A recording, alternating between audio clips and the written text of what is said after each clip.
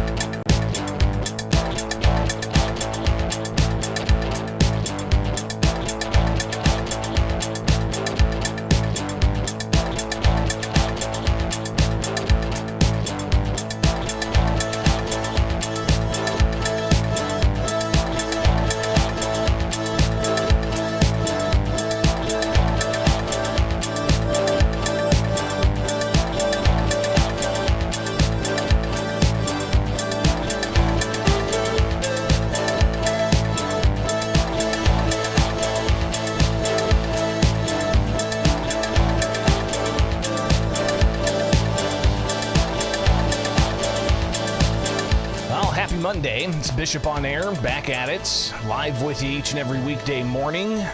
Shout out to those joining the chat early. You've got a whole host of you guys. Appreciate that. And we're looking at Warsaw in there, and yes, he was the first. Tattooed Squirrel, David Zarbach, Joe, Titus, Randall, Dave DeHunter, till Valhalla, and the list goes on from there. So my streamer isn't logged in, but it's showing that I am live, so I guess that's a good thing. Just a few things to jump through, including a slew of lawsuits that we'll talk about. Everything from the latest in litigation against Illinois' gun ban and the FOID card, but also you got lawsuits that are filed against the state's automatic license plate readers. So we'll talk with one of the attorneys from the Liberty Justice Center on that case, and we'll get an update of what's going on in Chicago with Chicago reporter William Kelly. So that's all on the way here with Bishop on Air. Like, subscribe, hit that notification bell, and join us each and every weekday morning as we break things down for you to hopefully keep you informed as to what's going on in and around your neck of the woods. All right? Let's keep it here with Bishop on Air.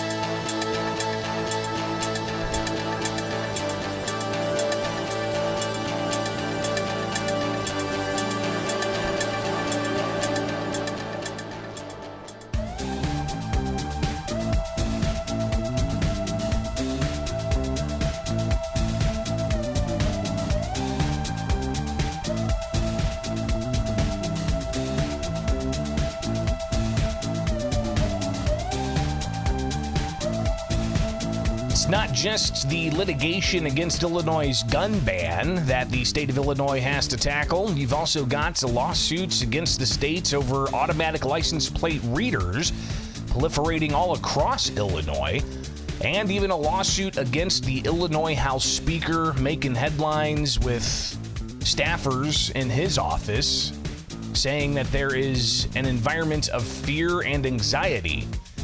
All of that we'll touch on here with Bishop on Air. Thanks for taking time with us each and every weekday morning. Like, subscribe, hit that notification bell, and join us as we break down the latest in what's going on.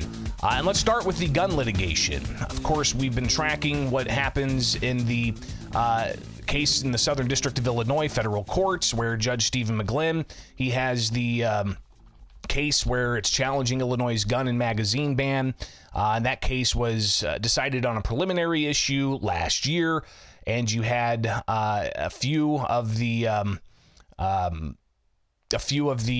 cases lumped together, and they had a preliminary injunction in place.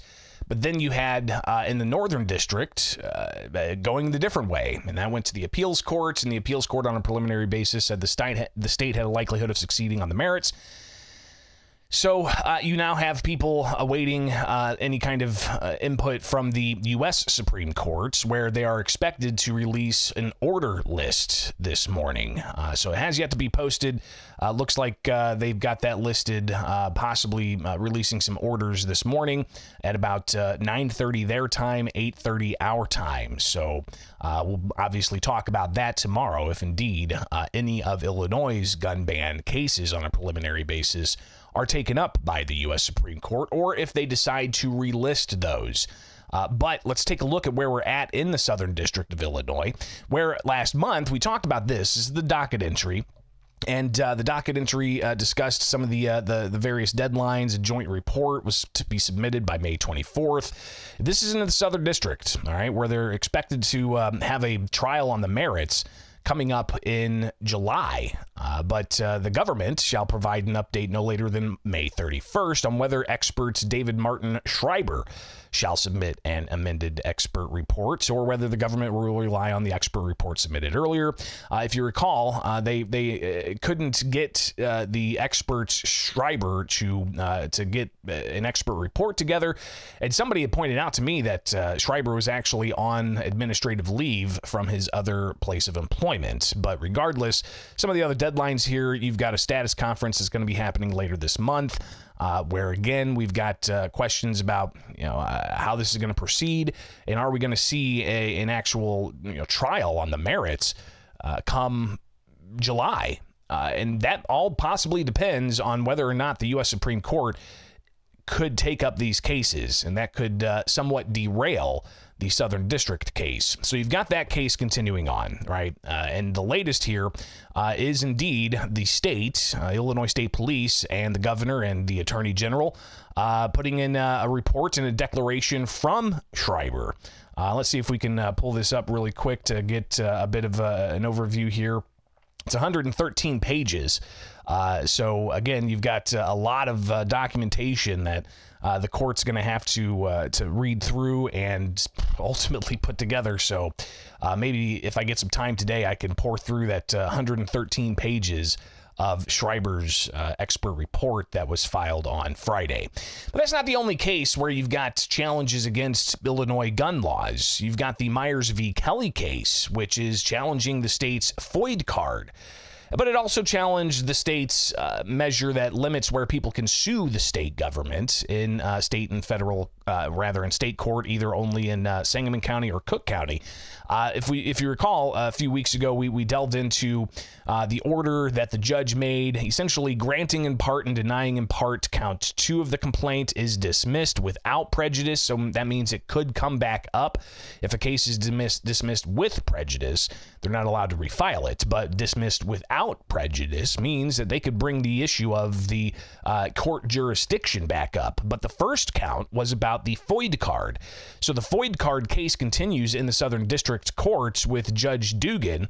But on Friday, you had a motion for extension of time, completing discovery, and amending the schedule, and that was filed by Illinois State Police. So Illinois State Police, again, requesting more time in this case, challenging the FOID card in federal court. So we'll be watching that as well to see just when that comes together. Because if you recall, early on in this case, last year, you had the judge spell out that they would be starting to tackle discovery around this time. But now we're still waiting on what exactly could happen in the Myers v. Kelly case challenging the state's gun and magazine ban. But again, not the only litigation there is out there. You have automatic license plate readers. If you're not familiar with what those are, I remember, back in 2006 or something, 2007, I saw these devices on the back of Springfield police vehicle, and they look like cameras pointed on each side, and I requested information from Springfield police. What are these things? And they took me on a ride along to show me the device, and it was an automatic license plate reader on a squad car, and it was able to go up and down the highway and ping all of the license plates. Now, this was almost unbelievable, but 15 plus years ago, if not more. And it blew me away then. But now we've seen a proliferation of these cameras that are not necessarily on squad vehicles, but on light poles or on traffic signals. And they're just cameras set up all around to be able to capture people's license plates. And there's a lawsuit now. The Liberty Justice Center filing that lawsuit. I connected with Riley Stevens. He is lead counsel on that case, and he talked about what ultimately the Liberty Justice Center is after in their challenge of the state's proliferation of license plate reading cameras. So the Illinois State Police has set up a system of, it's about 300 cameras around Chicago. They're now expanding to add hundreds more cameras around the state of Illinois and 20 other counties. And what these cameras do is, every time you drive by, if you drive a car in the Chicago area, this is about you. They are tracking, they take your license plate in your car and they put that into the database. And when they decide that they want to investigate somebody, they go back and they have the historical record of everywhere they've driven, because they are tracking every citizen just in case one of them might be suspected of a crime in the future. And so we have filed this case challenging this system of basically dragnet mass surveillance among the entire citizenry, no matter whether or not you're suspected of a crime at all, and have said that this is not acceptable under the Fourth Amendment standards that are supposed to protect citizens from being searched by the government constantly in every activity of their lives. So did you know about the proliferation of these cameras? Around 350, if not more, Illinois State Police acknowledge that in 2022, they had 289 ALPRs installed in the Chicago area. In 2023, 139 additional ALPRs were installed in Cook, St. Clair, Champaign, and Morgan counties. From 2024, the agency said it planned to install cameras in Macon, Madison, Peoria, Bureau, Lake, and Winnebago counties, with additional cameras in Boone, DeKalb, DuPage, Grundy, Henry, Kane, Kendall, LaSalle, McHenry, Rock Island, Sangamon, and Will counties, as well as Lakeshore Drive in Chicago. Now, if you look at an annual report on automatic license plate readers from Illinois State Police that was published in August of 2023, it showed the installation of Cook and St. Clair counties cost $6.6 million, and maintenance was $100,000. But the budget that legislators approved last week for the coming fiscal year includes $7 million for the Illinois Department of Transportation to install cameras and automatic license plate readers on state routes. So do people really know that this is going on? No, I would assume not. I mean, certainly my clients, until I told them about this, they hadn't realized this was going on. And I think there's been coverage from the ACLU has done some work on this, and some other organizations. The Illinois Policy Institute has written some articles about this as part of their policy advocacy. But I mean, these systems are ubiquitous now, but very under-remarked upon, because I think most people just don't realize what's going on. So we are here focused on Illinois and their statewide program, because that's where we decided to start. But these things are everywhere. There are thousands and thousands of jurisdictions. It's not just law enforcement. Your homeowners associations installing these to keep track of who's in the neighborhood and whether they like who's coming to visit your house. And all this gets fed into, again, these national databases that aggregate everywhere you've driven past any of these cameras all around the country, anywhere that someone is a subscriber to the same database, which most of the law enforcement agencies have one or the other databases now. And they know everywhere you've driven. Illinois keeps the data for 3 months. Some other agencies might keep it for years and know every time you went to the doctor, every time you went to a political rally, a Trump rally, a Joe Biden rally, a Black Lives Matter rally, an NRA event. They know who left they started in 2019, so they know who was leaving their houses because of COVID lockdowns and who was driving around the town during that.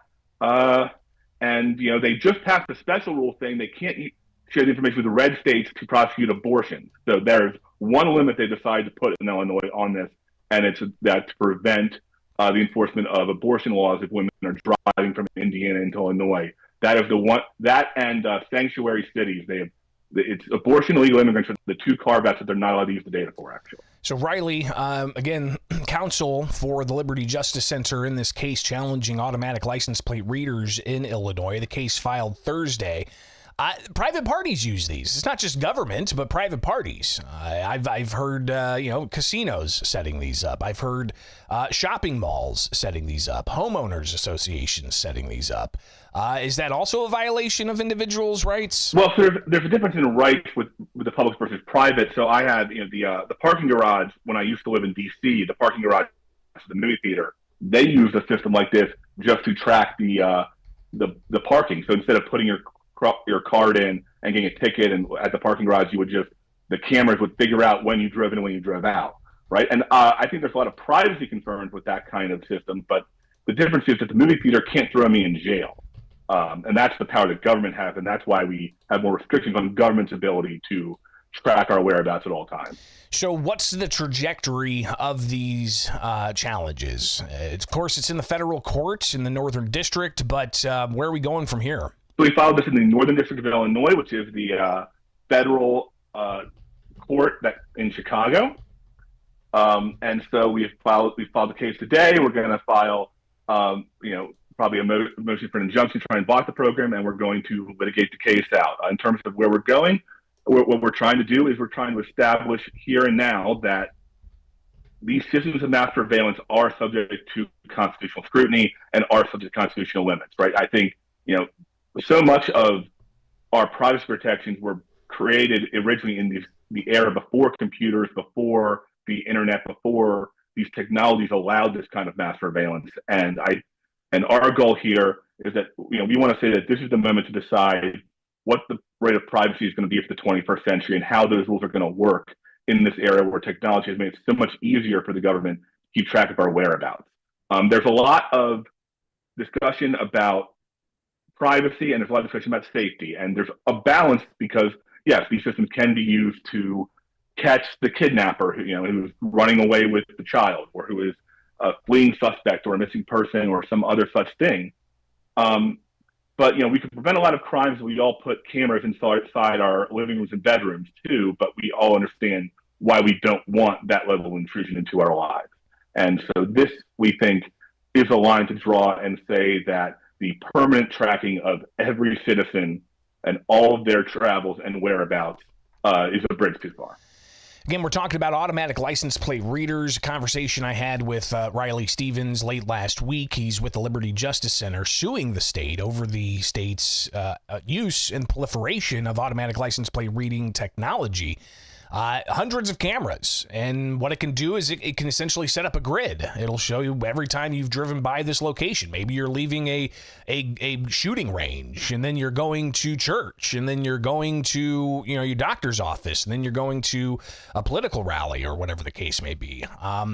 While Illinois State Police, they do say that they have certain protections in place to keep this from being abused, there's still those who are worried about it being abused, and that's why they're seeking a preliminary injunction in federal courts against the state of Illinois from utilizing these cameras. Well, I think we'll have to see what the court is willing to do in that regard. Our ultimate goal would be that you either have to shut these programs down or you have to subject them to probable cause and warrant requirements. Right now, the Illinois State Police are just saying, trust us, we will only use this for appropriate purposes, but they get to decide what those appropriate purposes are. And I just don't trust them, to be honest, and I think that there needs to be, at the minimum, judicial oversight if these systems are going to exist, or they don't get to have it at all. And I understand that they're not supposed to use this to check up on their ex-girlfriends, but I get to see anything in the actual processes here that would prevent that. So we think that they're going to have to either shut down the cameras or they're going to have to be subject to the kind of probable cause and warrant requirements that other Fourth Amendment searches must adhere to. So I reached out to Illinois State Police. A spokesperson said that they have directives and public acts that dictate how they access ALPLRs and how they use them and the data. It says law enforcement purposes only and in compliance with all applicable training, laws, and administrative rules. The data is maintained in the Law Enforcement's Archival Reporting Network for 90 days, they say. And it also goes on to talk about how, any kind of misuse and abuse of the system, software or associated databases, or data may be subject to sanctions and or disciplinary action. So we'll be watching that case closely. By the way, the Liberty Justice Center also has a case against the state's election law that ended the slating of candidates if they didn't run in the November election. Today, they're having their first hearing in that case, and you've got the deadline for the State Board of Elections to take those petitions for candidates, hoping to get on the November ballot, though they weren't on the March primary ballot. So we may have another conversation with a different counselor from the Liberty Justice Center after today's hearing in that case. But another high-profile lawsuit that's been filed in state court has staffers alleging a climate of fear against Illinois House Speaker Chris Welch. And again, go to thecentersquare.com where you'll see all of these stories and more.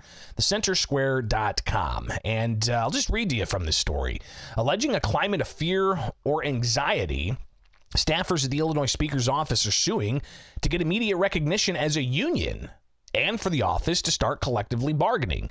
The Illinois Legislative Staff Association says it filed in Cook County a motion seeking judgment that House Speaker Emanuel Chris Welch is violating his constitutional duty to perform and carry out lawful business in the state. They say that we are done waiting for Speaker Welch to take responsibility for the lack of action on the part of himself and his aides. We are done waiting for him to take the initiative to do what's best for his caucus and the people of Illinois. We are done waiting for something more than reluctant half measures and poorly written messaging bills. Enough is enough. So the legal filing goes through. It talks about the plaintiff seeking relief with respect to the defendant's refusal to discuss wages, hours, and working conditions with the Illinois Legislative Staff Association as required by law. Staff Association said that Welch campaigned on the constitutional amendment to ensure collective bargaining rights of every Illinois citizen, but that he hasn't followed through in regards to the staffers' situation. So, again, a fascinating kind of story of the Legislative Staffers Union, which hasn't been recognized yet. And they go into even more detail about how they sat down with some of the Speaker's staff, and the staff said, hey, you're not a recognized union yet. You got to go to the Labor Relations Board and get a recognition. And the Labor Relations Board said that that's not in their jurisdiction. So they felt that was a fool's errand done with futility. And even a measure that was passed out of the House to set this up, they didn't like that measure, but it was never called up in the Senate. So now they feel their last resort here is to sue.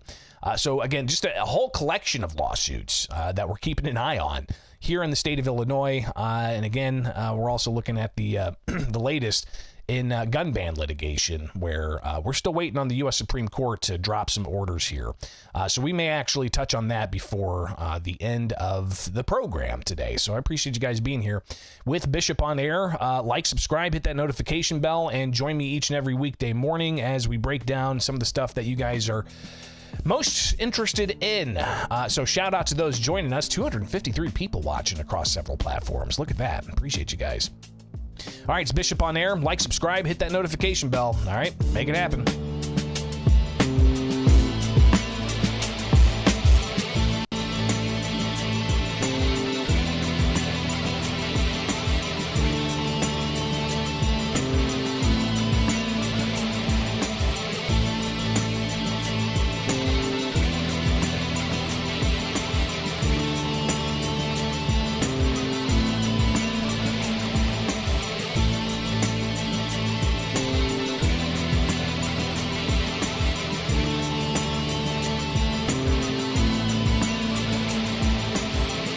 It's another violent weekend in Chicago where you had dozens shot, one fatally, and kind of continues the trajectory of warm weather, warming up the violent trends in Chicago. Welcome back. It's Bishop on Air, and I chatted with William Kelly, a reporter out of Chicago, earlier this morning, and he broke down for us some of the latest crime statistics from just over the weekend. Well, God bless you, Greg. Yeah, I mean, shootings, fatalities off the charts. Memorial Day weekend, if you recall, 41 shootings, despite the fact that it rained, for almost the entire weekend. It seems to be the only real anti-violence plan that works is pray for rain, apparently. But one case in particular was a 5-year-old girl shot and killed sitting in a car with her mother.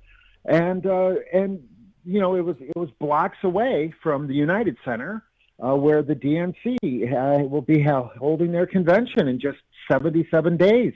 Greg, what the other part of that story is not only that a 5-year-old girl was shot dead, blocks away from DNC headquarters, but no one's in custody. One day story, no one's in custody, Greg.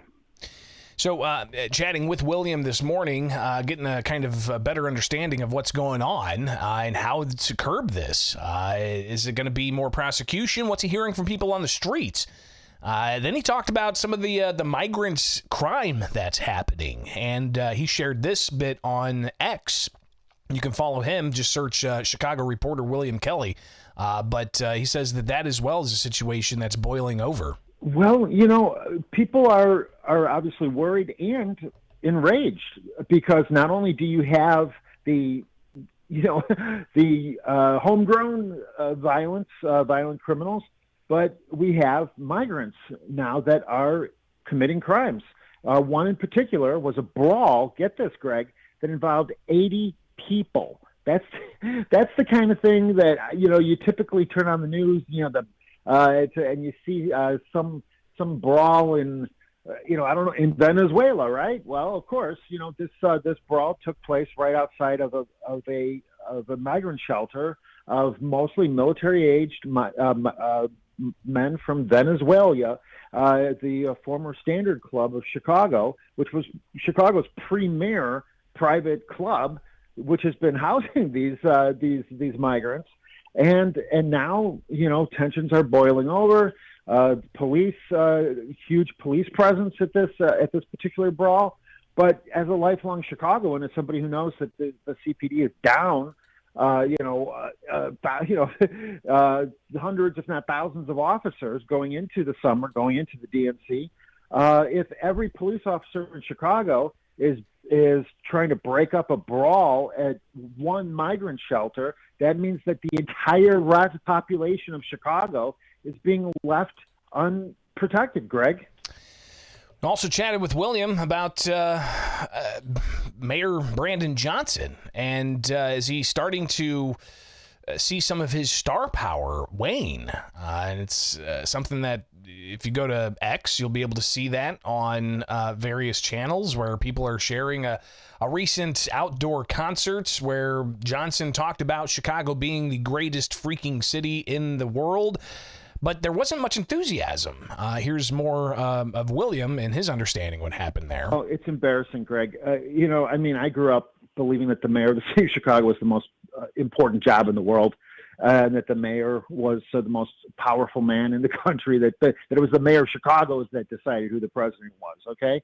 Now we have the DNC coming to town, and Mayor Johnson's getting booed at a house music festival. I don't know how he's going to be able to blame this one on Trump, but apparently, yesterday at Millennium Park, he was booed by a crowd of house music fans. I don't have to tell you, he wasn't exactly given everything he wanted from the Illinois State Legislature agenda items. He seems to be thinking that attacking Trump is going to get him, some kind of positive attention. I don't know. He said that Trump was a con artist, a bigot, an embarrassment. Sadly, it seems like a lot of these, it sounds like projection. It sounds like a lot of his criticism of Trump could very well be applied to him. And I go back to the 5-year-old girl, Greg. This might be why people don't have confidence or losing confidence, I should say, in Mayor Johnson. One day story, 5-year-old girl shot dead, sleeping in a car, blocks away from DNC headquarters, Greg. Pretty remarkable stuff. Again, thanks to William Kelly for sharing with us his thoughts on some of the headlines out of Chicago from the past week. It's just that's staggering to see that. So we'll definitely connect with William again in the near future. Like, subscribe, hit that notification bell, and join me each and every weekday morning here with Bishop on Air, where we break down what's going on and hopefully keeping you more informed in the process.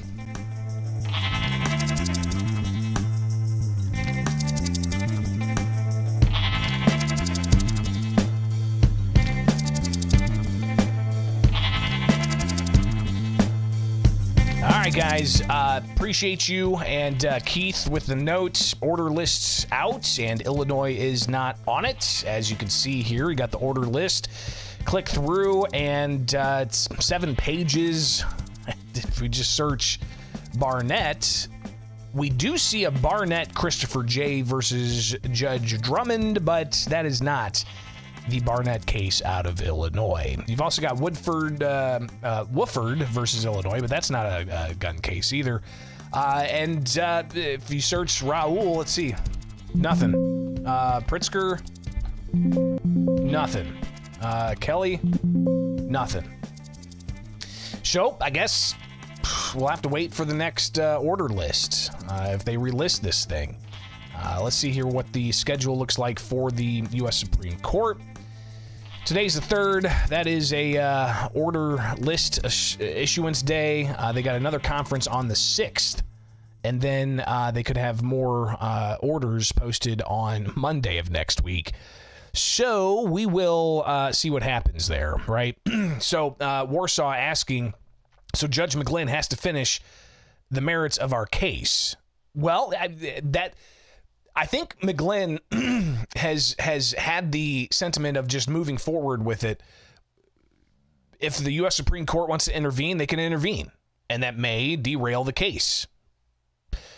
Until that happens, McGlynn is going forward on the merits, and he wants to do it expeditiously. So I think that is where we're at right now. We'll, of course, review all of this and see the trajectory where we go from here, but wanted to definitely get you guys that update. No Illinois case on the order list from the U.S. Supreme Court being requested to take those cases on a preliminary basis. All right, guys, got to get out of here. Have yourselves a wonderful rest of the day. We'll see you back here tomorrow with Bishop on Air. So like, subscribe, hit that notification bell. And again, join me here with Bishop on Air. Pretty awesome. 256 people watching. I need a bell. Ding, ding, ding, ding, ding, ding. Maybe I get that Representative Chris Miller ding, ding, ding. I'll cue it up here. And just, anyways. All right, guys. Shout out to those late in the chat here. Titus, Andrew, another user, Ron, Tattooed Squirrel, Bob, Warsaw, Aaron, Rawhide, Nairi, good to see ya. Who else we got up in here? Zonti, Misfits, Keith, Warbot. Guys are active, chatting it up. All right. Again, don't forget also, email me with some of your suggestions on where I could go this summer to do a couple of features, maybe connect with some of you guys out there. We've already gotten some emails and some great suggestions, so keep those coming. Just email me, bishoponair@gmail.com. bishoponair@gmail.com. Guys, have a great day. All right, we'll see you tomorrow.